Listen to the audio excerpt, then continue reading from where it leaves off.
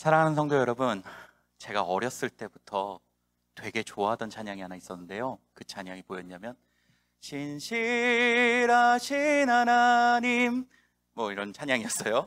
그래서 이렇게 다 이제 찬양 인도자가 찬양을 끝내고 나면 우리 하나님은 신실하십니다 그러면은 뭐 저희 어린 마음에 뭐 아멘, 그리고 뭐 우리 하나님은 실수가 없으십니다, 정말 신실하신 하나님입니다, 그렇습니다, 아멘, 막 그랬는데 문제는 뭐였냐면 그 당시에 신실이란 단어를 제가 몰랐어요. 그것도 모르고 그저 그냥 그 찬양이 좋아, 그 음악이 좋아, 신실이라는 그 말에 그냥 아멘 아멘 그랬었는데, 나중에 성인이 되어서야 그 말의 뜻을 알았습니다. 뭐 신실하다는 것은 믿을만하다, 그렇죠? 신뢰할 만하다, 이런 뜻이잖아요. 우리 하나님은 정말로 신뢰할 만하시고 실수가 없으시고 신실하신 하나님이십니다. 맞습니까? 네. 우리는 다 그렇게 믿고 있습니다. 그렇게 알고 있고 우리는 그렇게 그런 신앙을 가지고 있습니다. 그런데 오늘 본문만큼은 하나님께서의 그 신실하신 모습을 보여주는 것이 아니라, 약간 이런 말씀드리면 좀 그럴 수 있겠지만 우리의 뒤통수를 때리는 그런 모습을 우리에게 보여주고 계십니다. 아니 목사님 어떻게 그렇게 말씀하실 수 있어요? 우리 하나님 신실하신 분이신데. 최소한 오늘 본문만큼은 그런 하나님의 모습을 보여주고 계십니다. 오늘 본문 말씀 제가 조금만 설명을 드리면 왜 제가 그런 이야기를 하는지 여러분들 잘 알 수 있을 것입니다.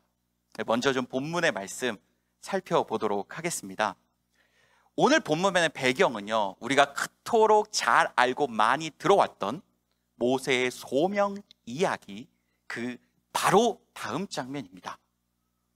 우리 좀 이 이야기를 간략하게 하기 위해서 우리 모세가 살인자가 된 사건으로 조금만 좀 돌아가도록 할게요. 이스라엘 민족이었던 모세는, 그쵸, 당시에 그 이스라엘 자신의 민족이 그 이집트 사람들에게 핍박을 받고 고통받는 장면을 참지 못해 살인을 저지릅니다. 그리고 나서 도망쳐서 정말 자기가 살던 땅과 다른 미디안 광야의 땅으로 정착하게 됩니다. 그곳은 너무나도 다른 땅이었어요. 자기가 살았던 그 큰 도시와는 너무나도 달랐던 땅입니다. 언어도 달랐고 삶의 방식도 달랐습니다. 궁전에서 이리 오너라, 여봐라, 저거 갖고 와라 하면 모든 것이 세팅되어 있었던 그런 삶에서 이제는 자기가 무엇이든지 해야만 하고, 말도 잘 통하지 않아서 힘들었던 그런 삶을 살아갔습니다. 여러분들 중에 그러신 분들, 저와 비슷한 경험들 가지신 분들 계시리라 생각되는데, 저는 아직도 커피숍에 가면은요 한 번에 주문을 하질 못합니다. 아직도 한 번에 오케이 소리를 들어보지 못했어요. 거의 7년간을 살아가는데요. 늘 점원이 sorry, sorry 하면 저는 넘버 원, 넘버 원, 넘버 투 이렇게 해야 오케이 하고 줍니다. 그렇듯 모세도 아마 힘들었을 거라 생각이 들어요. 너무나도 힘든 그런 삶을 살았던 모세는 그래도 잘 견뎌냈습니다. 사는 동안에 아름다운 와이프도 만나고 또 토끼 같은 자식들도 얻어요. 잡도 새도 얻어서 이제는 전문가가 됐어요. 뭐예요? 양을 치는 전문가가 됐습니다. 그렇게 그곳에서 약 80살까지 삶을 살아갑니다. 이제 80이 된 노인 모세가 이제 자신의 삶을 마무리하고 있었을 즈음에, 그때 갑자기 하나님이 나타나십니다. 맞죠? 하나님이 나타났는데 타지 않은 나무가 막 보이고요. 하나님께서 갑자기 나타나서 모든 것을 포기하고 이제 자기 삶을 정리하고, 내가 옛날엔 이랬는데 이런 생각도 조차 들지 않았던, 이집트 말도 다 까먹었던 그런 모세에게 엄청난 것들을 던지시기 시작합니다. 너는 민족을 구원해라. 다 포기한 사람에게요. 너는 민족을 구원해라. 너는 저 고통받는 이스라엘 민족을 구원해라. 내가 너와 함께한다. 갑자기 이런 것들을 던집니다. 처음에 모세는 그걸 받아들이지 못하죠. 처음에 그것은 모세를 받아들이지 못해서 하나님 전 아니에요. 전 아닌 것 같아요. 제가 이 나이에 뭘 하겠어요. 우리가 너무 잘 아는 이야기, 그렇게 막 하나님과 실갱이를 버리기 시작합니다. 그런 모세에게 하나님께서는 세 가지 특별한 축복을 주시죠. 첫 번째 축복은 무엇입니까? 모세에게 하나님께서는 이제 하나님의 백성이 되었다는 새로운 스테러스를 줍니다. 새로운 신분을 주시죠. 그냥 모세는 지금 도망자, 그쵸? 그리고 막 시골 할아버지, 양치기 요 정도였는데 갑자기 하나님께서 너는 그 정도 신분이 아니야. 너는 내 백성이야. 너는 언약의 백성이야. 너는 내가 선택받은 내 백성이야. 이렇게 막 엄청난 신분을 주시고요. 두 번째로 받은 축복은 기적을 막 행하게 하십니다. 모세가 가진 지팡이 갑자기 막 뱀이 되고요. 나병이 막 나는, 우리 예전에 문둥병이라고 했었던 그 나병이 나는 그런 막 기적을 하나님께서 보여주십니다. 세 번째는 최고의 서포터가 모세를 도와준다는 거예요. 이제는 이집트 말도 다 잊어먹고 어떻게 해야 될지 모를 때 아직 이집트에 살고 있었던 모세의 영을 탁 붙여서 이제 널 도와줄 거야. 이렇게 세 가지 축복을 다 주시고 가라! 네 입 누가 만들었냐? 이 세상 누가 창조했냐? 내가 다 했다. 내가 책임질 거야. 그리고 다 이렇게 해놓고 보내고 나서 자마자 오늘 말씀을 주신 거예요. 이해가 가지 않지 않습니까? 아니 굳이 안 가겠다는 사람 불러다가 막 축복 주시고 가라 해놓고 갑자기 하나님 나타나 모세를 어떻게 한다고요? 죽이신지라. 와, 정말 믿을 만한 하나님 맞습니까? 우리 하나님 정말 믿을 만한 하나님 맞습니까? 그렇죠. 그래도 우리 하나님 믿을 만한 하나님이죠. 그래도 모세가 우리 본문에 되게 짧게 나왔지만 모세가 겪었던 그 마음의 아픔들 제가 조금 이해할 수 있을 것 같아요. 저는 죽어도 목사를 안 한다고, 아마 저는 옛날부터 저는 목사가 될 거예요 해서 목사님 됐다는 분 아직까지 한 번도 못 봤는데요. 저도 마찬가지로 목사가 되겠다고 한 번도, 저는 목사는 절대 안 되겠습니다. 제가 자란 교회는 강화에, 제가 한번 예전에 말씀을 드렸는데 강화중앙교회라는 곳이었어요. 굉장히 시골에서 큰 교회였는데 거기 목사님께서는 굉장히 거룩한 성자 같으셨거든요. 막 올라가면 광채가 나고, 그 어린 마음에 저 목사님은 게임도 안 하고, 저 목사님은 TV도 안 하고, 저 목사님은 군것질도 안 하겠구나, 막 이런 생각 때문에 저는 목사는 안 합니다. 교회 생활은 열심히 하지만 목사는 절대 안 합니다. 그랬던 저에게 하나님께서 은혜 주시고 힘 주시고 억지로 끌고 가서 이렇게 목회 활동을 열심히 하고 저를 부르셨는데, 여러분들 아시는 분들 중에 저를 위해 기도해 주시는 분들도 좀 계신데, 제가 얼마 전에 한국을 방문했습니다. 건강 때문에 한국을 방문했는데 제가 만난 의사만 8명이었어요. 개인적으로 아는 의사 2명. 병원을 더 갔죠. 하나님께서 그렇게 불렀으면 좀 건강하게 해주시든가, 왜 이렇게 몸을 안 좋게 만들어주시고 아프게 만들어서 나를 이렇게 힘들게 할까? 모세도 아마 이런 마음이 들지 않았을까 생각이 듭니다. 하나님에게 뒤통수 맞았다. 나 안 간다고 그랬는데 왜 나를 불러서 왜 나를 죽이려 하실까? 그때 어떤 일이 벌어집니까? 모세가 실제로 그렇게 해서 하나님이 죽이려고 했을 때 죽임을 당했습니까? 아니면 살아났습니까? 살아남죠. 그래서 우리 하나님께서는 신실하신 하나님이라 우리는 믿습니다.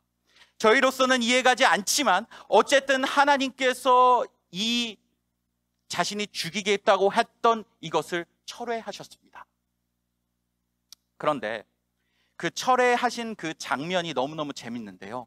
어떤 장면이었죠? 어떻게 살아났죠? 엄마가, 모세의 그러니까 부인이 아들의 표피를 베서, 그러니까 포경수술 같은 거예요. 당시에 엄청 뭉뜩한 칼로 표피를 베서 살이 뚝뚝 떨어지는 그것을 모세 발 앞에 던져서 그걸 보고 살아났어요.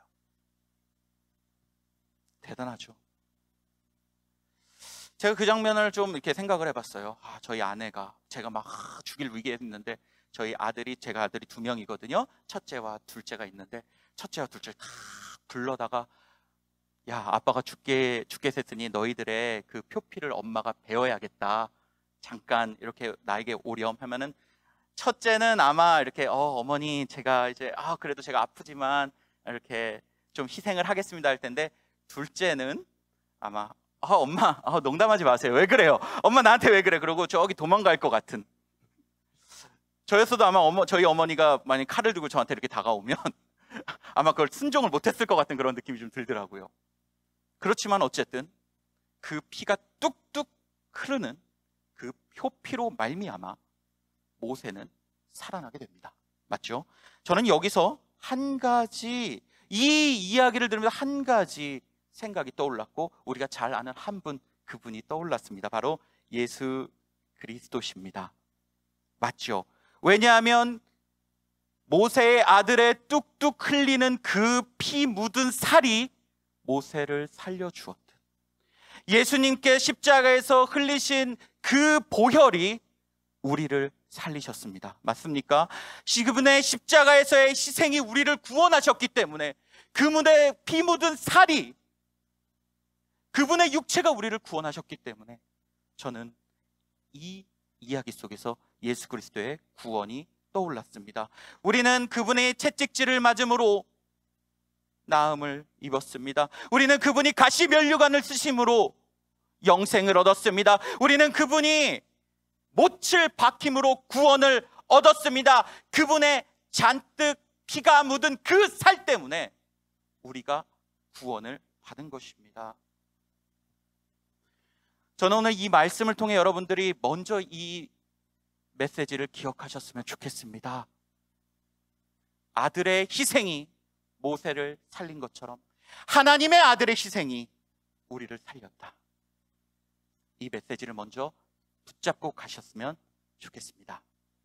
그런데 아직까지 우리가 해결되지 않은 문제가 하나 있죠. 왜 하필 하나님께서는 모세를 죽이려 했을까? 이 문제는 아직 우리가 해결을 못했습니다. 그렇죠? 이 질문에 제가 답을 드리기에는 이 시간 관계상 안 될 것 같고요. 어려워서가 아닙니다. 시간 관계상 안 되실 것 같고, 우리 저보다 더 이제 훌륭하신 우리 담임 목사님과 부목사님들이 이 부분들은 나중에 잘 설명해 주실 것입니다. 네. 그런데 대신에 저는 이게 왜 그랬을까 보다는 여기서 우리가 배워야 할 교훈을 먼저 좀 배웠으면 좋겠다 싶어서 오늘 메시지를 준비했습니다. 제가 여러분들에게 질문을 하나 드리도록 할게요. 이 이야기 속에서 여러분 누가 구원받았습니까? 어려운가요? 이 이야기 속에서 죽었다가 죽을 뻔했다가 살아났던 사람은 누구입니까? 모세지요. 맞죠. 그런데 이 모세는 앞전에 그냥 단순한 사람이 아니라 하나님께 엄청난 권세와 축복을 받았다 이야기를 드렸습니다. 하나님과의 특별한 관계를 맺었어요. 하나님에게 엄청난 능력을 받았어요. 최고의 서포터도 받았어요. 그런 모세가 구원을 받은 거예요. 우리는 성경을 볼 때 이제 이스라엘 민족이 구원을 받겠구나라고 생각할 수 있지만 성경에서는 우리에게 먼저 말해주고 있습니다. 본문에서는 분명히 말해주고 있습니다. 평범하고 구원 못 받은 사람이 먼저 예수 그리스도의 피 묻은 희생이 필요한 것처럼 우리가 먼저 다른 사람이 아닌 우리 이 자리에 모인 수요 예배에 모인 그래도 남들보다 신앙생활을 열심히 하겠다고 모인 특별한 관계를 맺은 우리가 먼저 예수 그리스도의 희생이 필요하다. 오늘 이 본문은 우리에게 그렇게 전달하고 있습니다. 사랑하는 성도 여러분, 누가 예수가 필요합니까? 누가 먼저 예수님의 희생과 피와 구원이 필요합니까? 우리는 흔히 우리 예수님을 믿지 않는 우리 이웃들, 그렇죠? 우리 친구들, 우리 친척들, 우리 가족들, 그래 저 사람들도 예수님 믿고 저 사람들도 구원받아야 돼 이렇게 생각을 합니다. 주변에 어려움을 겪는 이웃들 너무 많이 있죠. 그렇죠? 저 아프리카에 늘 뉴스를 보면 굶어가는 친구들 많이 있죠. 어린아이들, 고아들, 홈리스들 얼마나 많습니까? 요즘은 또 코비드 블루라고 해서 정말로 코비드 때문에 너무너무 우울한 사람들이 많이 있습니다. 우리는 그들을 볼 때 예수가 필요하다, 저들에게 복음이 필요하다, 그리고 예수님만이 희생이시지 하고 참 열심히 노력합니다. 그들을 위해 기도하기도 하고, 그렇죠? 선교도 하고, 그들을 위해 전도하기도 하고, 막 구제도 하기도 하고 도와줍니다. 맞습니다. 필요합니다. 당연하죠. 그들 필요합니다. 하지만 오늘 메시지는 분명하게 우리에게 전달하고 있습니다. 피의 희생이 먼저 필요했던 사람은 하나님과 특별한 관계를 맺었던, 하나님과 특별한 관계를 맺었던 모세였듯, 하나님에게 엄청난 능력을 가졌던 모세가 먼저 필요했듯, 그들이 먼저 아니라 오늘 본문만큼은 우리가 특별한 관계를 맺은 저와 여러분부터 예수 그리스도의 희생과 피와 사랑과 구원이 필요하다 선포하고 있습니다. 평범한 이스라엘 민족이 아닌 특별한 모세가 피의 희생이 필요했듯이, 지금 우리 이웃이 아닌, 힘든 사람이 아닌, 믿음 없는 사람이 아닌 특별한 하나님의 자녀인 우리가 먼저 예수 그리스도의 희생이 필요합니다. 말씀을 마무리하고자 합니다. 다시 한번 여러분들에게 질문합니다. 누가 먼저 예수님이 필요합니까? 누가 먼저 구원의 은혜가 필요합니까? 오늘 말씀은 다시 한번 우리가 먼저 예수 그리스도의 보혈의 은혜, 그리스도의 구원의 은혜가 필요하다고 말하고 있습니다. 오늘 본문만큼은 하나님의 자녀인 우리가 이 어려운 상황에서 예배를 드리고 있는 특별한 하나님의 자녀인 우리가 먼저 예수 그리스도의 구원의 은혜가 필요하다고 말하고 있습니다. 그 은혜 안에는 죄 씻음이 있습니다. 그 예수 그리스도의 은혜 안에는 부활이 있습니다. 그 예수 그리스도의 은혜 안에는 새 생명이 있습니다. 그 예수 그리스도의 은혜 안에는 천국이 있습니다. 그 예수 그리스도의 은혜 안에는 치유가 있습니다. 그 예수 안에는 마귀를 이길 권세가 있습니다. 그 은혜 안에는 기도 응답이 있고, 그 은혜 안에는 이 땅을, 이 어려운 것을 능히 이겨낼 모든 힘이 있습니다. 그러기에 우리가 먼저 예수 그리스도가 필요합니다. 사랑하는 여러분, 정말로 우리 주변에 많은 예수 그리스도가 필요한 사람들이 많지만 이번 주만큼은 내게 주신 예수 그리스도의 은혜를 다시 한번 회복하셨으면 좋겠습니다. 이 은혜를 회복하여서 여러분도 그리스도가 주시는 힘과 능력과 권세와 평안과 힘으로 이 어려운 세상 승리하는 저와 여러분 되기를 간절히 소망합니다.